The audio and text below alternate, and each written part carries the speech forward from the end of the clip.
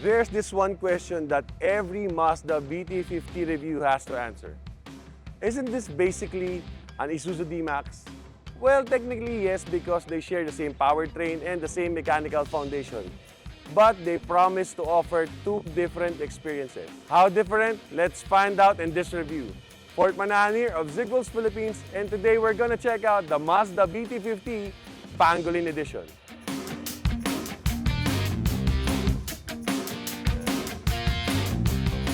So up front, you will see that the Mazda BT-50 carries the looks similar to the other members of the Mazda roster. So it really doesn't look like a D-Max, well, at least at the front.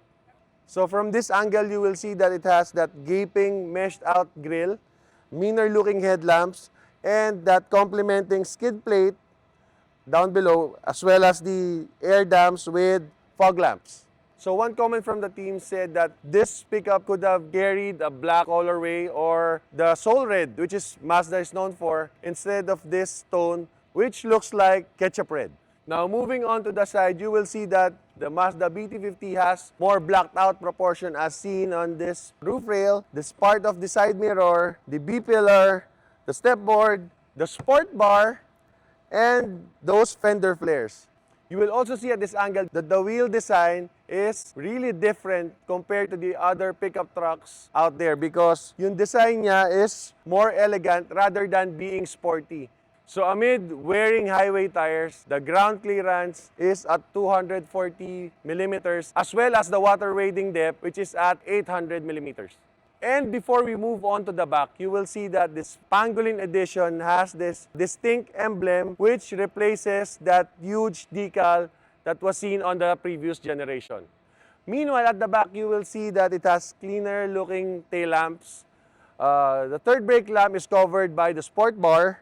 You have a soft top bed cover and chrome appliques as seen on the door handles, the badgings, and the biggest Mazda emblem that you will see. Now open the tailgate and you will notice that it also has the same bed liner as with the Isuzu D-Max. And the main difference is that this tailgate is assisted compared to the Isuzu D-Max that gives you an arm workout. So this adds to elegance points to this baby right here. Inside, the dash looks familiar, but Mazda made the BT-50's cabin more upscale thanks to its rich mix of soft touch proportions and gunmetal appliques instead of the piano black na marami tayong nakita outside. So overall, yung matte aesthetic nitong BT-50 gives that overall classy vibe since wala siya masyadong glossy parts na kita rin naman dito sa ating mga leather seats, which is different compared dun sa mga other pickups in the market. So as you can see, the seats are not purely black, medyo grayish black. As for the other interior features, the Mazda BT-50 Pangolin Edition has a 9-inch infotainment system with wireless Apple CarPlay and Android Auto, which is mated to 8 speakers, 2 USB ports, one in the front and one in the back, a wireless charger, an automatic climate control system with rear aircon vents, alongside a host of driver assistance and safety technologies. So surprisingly, the seats have heating function which could have been better if ventilated yung chairs natin. Since we all know that mainit sa Pilipinas even if naka-sweater ako ngayon dito sa video. Lalo na siguro if you're driving around Metro Manila, which we will do right now.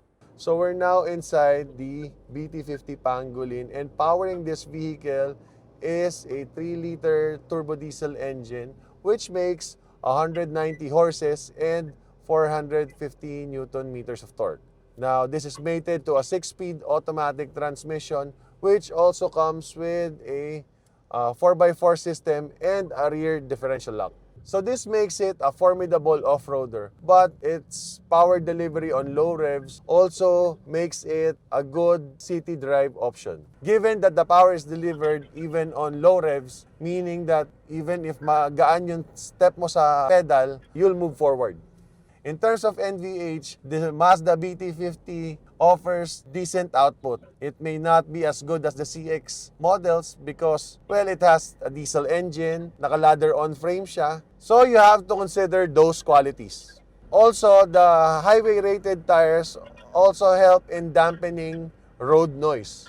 Another key difference between this vehicle and the Isuzu D-Max is that this one is on electronic power steering, which makes drives a lot easier and feels more SUV-like. So in terms of fuel efficiency, even if it comes with the biggest powertrain in its category, the Mazda BT-50 can still do 10 to 11 kilometers per liter of mixed highway and city drive.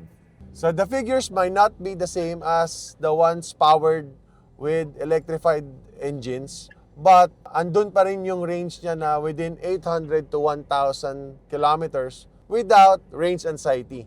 And syempre, compared sa pricing of the hybrids and these ICEs, mas mura pa rin kumuha ng diesel-powered engine. Suspension-wise, itong pickup na to has leaf springs at the back, which is good when you are carrying heavy loads. But if you're gonna use it for daily drive, syempre, you're gonna expect, you can expect that mas matagtag siya, which what happened right now. So, mas matigas yung suspension niya.